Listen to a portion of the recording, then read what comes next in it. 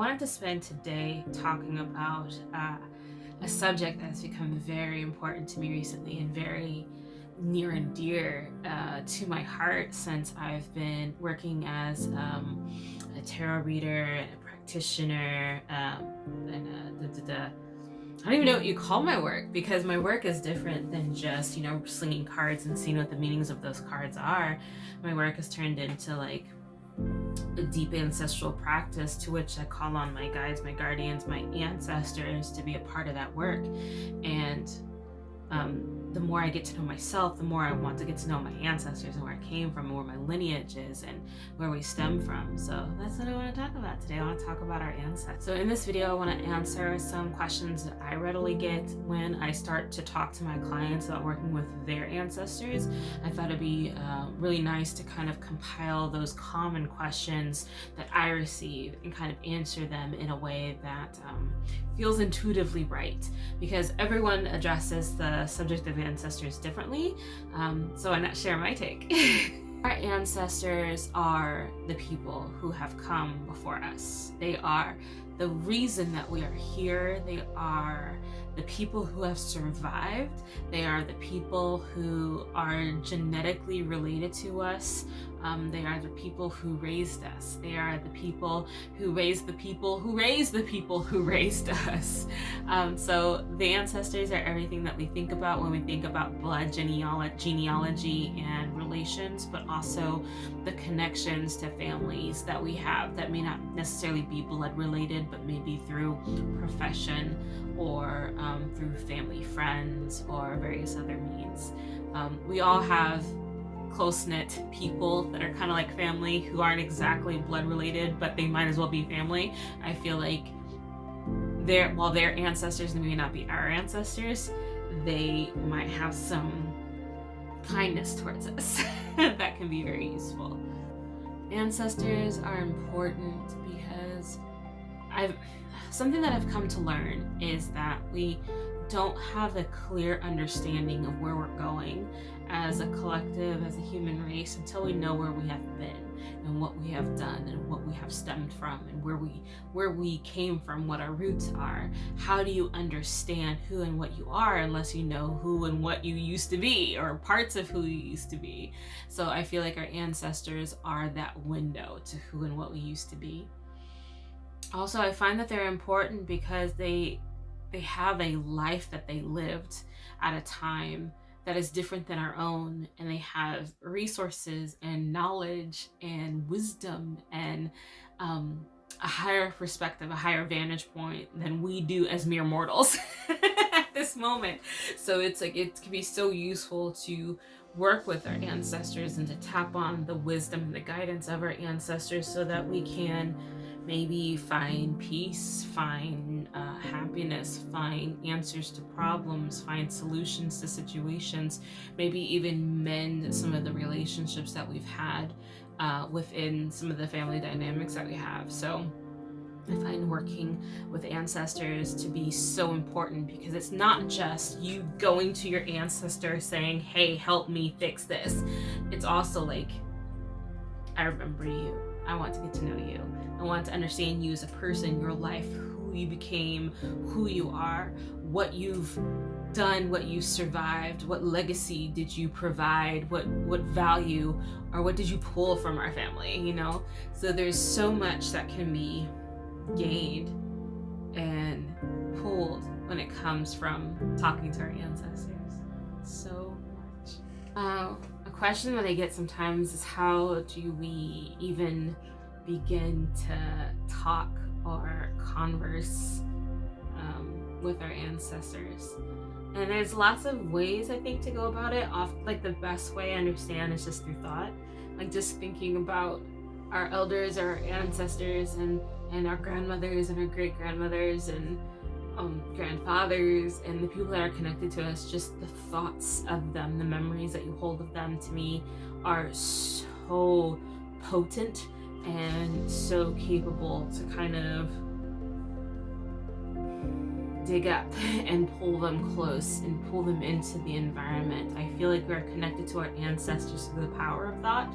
So the biggest or the first thing I tell people when they're wanting to connect with their ancestors is just to think of them, think of your memories of them. And if you don't have any memories of them, think of the stories that you've heard about them, or think of what they might have been like, and see if you can either find some images or find some, if you have some family artifacts, that's a nice way of doing it too. But at least beginning those thoughts regarding family and ancestors, that's a good way to get started, is just thinking of them. When we're moving past thinking of them and we want to actually start kind of engaging in a conversation, a dialogue with them, instead of just thinking, like actually talking to them as though they're sitting in front of you. I mean, they're humans too, or they were. So why not converse? Why not talk to them? I talk to my grandmother all the time because I feel her every now and then. A couple times a day, I'll just like, oh, there's a grandma, she shows up for me. And that's quite charming and quite endearing for me. And I talk out loud to her. I talk to her in my mind. I think about her often, and that's often like the best way that I know to kind of start having those beginning conversations. Because when we're having those first thoughts, sometimes we also get replies to those thoughts, but we have to just like listen for them, or listen to those first feelings that we get. Because I find that feelings are easier to tap into than to actual words, because words are just utterances, and sometimes we can misinterpret them depending on the language. Obviously, like for instance, I have an example. I was asking my aunt, a great aunt of mine, to give me a sign that she'd be willing to work with me on a project that I'm working on, and I asked her to tell me what sign would she provide as a signifier that, yeah, I'm working with you. And I could have sworn I heard croutons, but there's another word that matches that, which is futon, and I couldn't tell which word it was. And it just so happened that she was funny enough that she left me hanging with that, like croutons and futons. And lo and behold, not 4 hours later in my day did I see a display of croutons, and then the next day I saw a futon on the side of the road. So it's just like, okay, sometimes maybe it's both. But I love those little communications and those engagements. But having first saying what you mean, and then listening and waiting for how you feel, I feel like is the closest conversation, the most intimate dialogue that we can have with our ancestors. And I feel like it's the most direct form of communication that you'll have. If that doesn't work, you can always write a letter. I always find that writing to be a nice way for you to kind of get the thoughts that are in your head out of your mind and onto paper, and so you can kind of like process them out loud, especially if these are recently deceased relatives. If they are like long deceased relatives, I feel like there's still something to be garnered in writing a letter to that person, because I believe that you can start kind of feel the energy of that person as you're writing that letter, and interesting things can occur when you're doing work like that. So it's kind of fun to see. It's kind of fun to see. One of the questions I get pretty frequently is about what if I didn't like my ancestors, or they didn't like me, or they wouldn't like me. And I have that direct experience because me being biracial, I come from a predominantly, like half my family is Caucasian, right? And they come from a space and time where they probably would not like me very much. But I make a point for me that I'm not going to hold them to a standard that only exists for me and no longer exists for them. So just because that's who they were does not mean that's who they are now. So even if they wouldn't like me, I just still leave the door open. It's like I'm still connected to them by blood. I'm still a member of their family line. I'm still worthy of getting to know them. I still find them worthy for my time and my attention. So why not kind of mend fences that may not have been broken to begin with, because they weren't around. Some of my ancestors weren't around when I was born and never knew of my existence. And even if I do some ancestral work to kind of understand their life and know that that man or that woman would not have approved of me, there's a partition in our understanding of each other for a reason, and that's okay. And the energy of who I'm getting to know now is going to be different than the life that I am reading on then, if that makes sense. If that makes sense. It's always a tough road when we have ancestors that we don't like something happened in the family. Maybe the ancestor was abusive, maybe they were a philanderer, maybe they killed people, maybe they were mean to you directly before they passed. And I struggle with this a little bit, and I only say a little bit because I have very close family who struggle with that with their own relatives. And while I believe that you are not the worst thing you have ever done, I feel like once a person has transitioned and they have passed, they are no longer that person that did that thing to you, or did those things to you, or did those things in general. I don't believe that they are that broken soul that hurt you, or that they're that evil creation that did X, Y, and Z.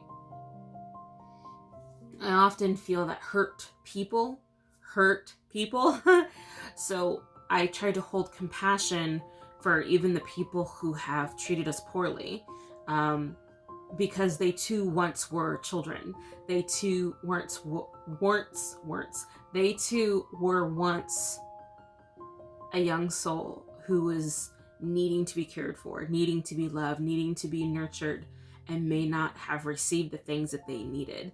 And when I think about how they came or where they stemmed from, my heart just gets big and I want to give them a hug. And for me personally, I think about that with my grandfather. My mother has a tumultuous relationship with her now deceased father. And it's heartbreaking because I know this person, he was great to me, but he was horrible to her. I want to forgive. I want to move on so that this stuff doesn't continue to hold power over me. And when it comes to my personal experience, my own grandfather, whenever I hear stories being told of him and how vile he was, even though he was kind to me, how mean he was, how this, that, or the other he was, I remember how he too was once a 6-year-old that needed to be loved and needed to be cared for and was not. And because he was not, he does not know how to be a father. He does not know how to be what my family needed of him. And knowing that just gives me a little bit of compassion. It's I can't expect out of him what he was not given. And then I think further back than that, looking at his father, what happened to make that man who he was and how he treated his family. Because I feel like it's not like you wake up one day and you're like, you know what? I'm going to be a bastard. I'm going to break everyone I meet. I don't think that's what happens. I mean, prove me wrong.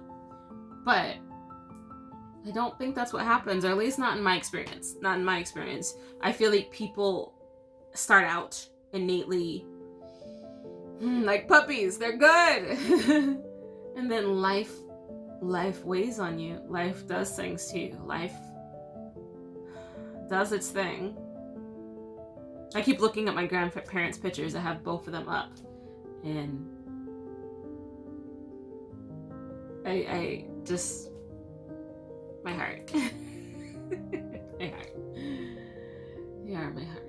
Another question that I get sometimes is how do I go about celebrating my ancestors, and how can you? When it comes to ancestors that I remember, like my grandparents or my great-grandparents or my great-aunt or those kind of people, I try to remember anything that I remember of them. And often it can be as little as something like my grandmother loved Dr. Pepper. Loved Dr. Pepper. And as I got older, she would drink Dr. Pepper a lot. So something that I want to do for her is come fall, and it's getting a little bit more pensive outside and things are kind of doing their whole fall transition, and we're moving into Halloween. I will have an ancestral altar. And one of the things I know I'm going to have on that altar is Dr. Pepper. And I wonder, I'm trying to figure out if it'll be safe to have open cans of Dr. Pepper on my altar and they won't attract insects or anything. But I know that was like a favorite drink of hers. And it's not even so much that I believe that my grandmother is going to be drinking these drinks, but it's just like there's connections that happen when you kind of recome to an artifact or something that you know they used to love. And it's kind of like you bringing a gift in their honor or in their name. And it's just like, for me anyway, I feel like a little kid bringing grandma a gift, you know? And I know my grandfather loved hunting, and he loved being in the woods, and he loved, he loved being in the woods. He loved guns, that too. So I know for him, whenever I get a hold of like antlers or other bones or deer, specifically deer materials, I want to have those near his photos, because those are like little gifts to bring to him and things that he really enjoyed.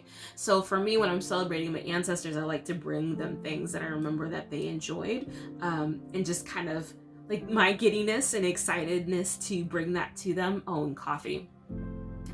It just feels like it kind of like energizes them, like their source energy. Like I believe they have their own powers. I believe they have their own, spirit source and what have you. But if it's fizzy and it feels good, why not dabble your toes into it? I did not last year, but this year I plan to celebrate their birthdays.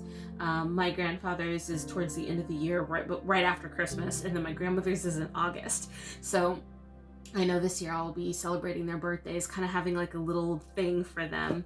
My wife just had, for her deceased grandfather's birthday, we got he loved fish. Like he loved to grill, he loved to fry up fish. So we had a touch of catfish just for him as like a thank you. Like we shared it amongst ourselves and just kind of like remembering our grandpa or her grandpa. And I do the same for like on like holidays. Like we just had Father's Day, we just had Mother's Day the month prior. So just kind of like taking a moment to remember the mothers that created me or the fathers that helped bring me here. Just including them in the family stuff, including them in the rituals and the Thanksgivings and the holidays. Like to me, that's all about celebrating our ancestors, is remembering them and continuing to pull them into our family life, because why not? Yes, they're not here, but they might as well be. They're kind of around, they're kind of hanging out, and they're kind of being with us anyway. They're not gone, so we don't have to pretend that they are. And it feels like just the feeling of love that starts to show up especially when you have good relationships with your ancestors. It just feels delightful. Another question that I've gotten a lot of is, what if I was adopted? And understandably, like if you don't have names or photos or understanding of who your ancestors were, you obviously know that 1 + 1 = 2, right? So you can still kind of pull on the energy of the genealogy aspect of your ancestors, and then maybe give them a nickname until you do more, research or do get more information over time. I have a great grandmother whose name I do not know, but whose presence has made herself known as part of my ancestral practice, my ancestral work. I don't know her name, but when I asked her, like, what do I call you? I heard Grandma Floor. Okay. Sounds good. And the funny thing is that every now and then it's always Floor. Like I always get that, but sometimes it's grandma, sometimes it's mama. It's Mama Floor, and that's what we call her, or I call her. So I know who I'm referencing. I know who I'm calling, and that's the energy that I feel anytime I say that name or I think about that name. So to me, that's more than fine. Grandma Floor. You don't know like your father's name or your grandfather's name, I would just say grandfather or grandpapa, grandpa, whatever, pops. Use whatever name, because so long as you are consistent, I feel like the intent is made clear, and they'll know, and they'll see you. They're not gonna miss you. They're not gonna mess up and go to somebody else. So yeah, just pull a nickname, maybe give them a name. Just know that, like, I call my grandmother whose name I do not know this. I call my grandfather whose name I do not know that. And then I call, from my father's side, my grandmother who I do not know this, and so forth. So, and then go back as far as that you're interested in digging into, depending on the work that you're doing. Another situation that I've dealt with before with clients and dealing with ancestors is conversations around, like, what if they abused me? Or what if we had an abusive situation? And understandable that if you had a parent or a grandparent that was abusive towards you, you don't innately want to start working with this person. Understood completely. I don't feel, okay, so if you are still working through that process, I'm definitely not going to say, like, hey, you have to work with this person. Like, I'm not going to say that to you. However, I feel like if you have a lot of resistance towards working with them, then that's a really, really good sign that you still have some stuff to work on, and maybe not right now, but kind of have that door open that maybe not now, but eventually I will continue to work on my stuff so that one day I will feel at peace with working with the improved version of the soul that I used to know, you know? Because if somebody was an alcoholic and so they were instantly abusive, or they're verbally abusive or physically abusive to you, now that they have transitioned, they're no longer an alcoholic. They can see their actions and their behavior clearly, and they very well may have the capacity, now that they have transitioned, to actually have those conversations with you that you never had the opportunity to have. They might have the ability now to apologize or talk about how they failed, and talk to you about the life that you're living now from this enhanced perspective instead of this far away kind of removed. I don't feel like that they will, if you do not want to hear from a particular ancestor because you're just not there yet, I don't feel like they will, like, bum rush your situation. Like, I definitely feel like they respect boundaries and they honor that request for silence. So I do believe that you'll be just fine. You're not going to get, like, bum rushed or anything. But I know that over time, as you work on your own stuff, maybe that will open the door between you and that ancestor. Because again, and maybe this is just because of my lived experience, I still feel like our ancestors, regardless of what they did, and I mean everything of what they did, they too were once a child who needed something. So they didn't receive something they needed. They were hurt. They were not raised. They were not cared for. They were not loved in the way in which they actually needed. And I feel like that's what broke them into being this kind of person 9 times out of 10. I know there's always an exception to the rule, right? But if we have compassion, I feel like we can sidestep the trauma just for a moment to kind of see the human, or see the soul behind the drama, and get to know that soul. And there's always something there. There's always something of value there. There's always something of value there. Yeah. I hope this was helpful. I hope you got to learn a little bit about ancestral work, how I work with ancestors, or work with my ancestors. And in the next video, I plan to talk about some tips on how to start that dialogue, open that dialogue, and some tools for doing just that. Thank you.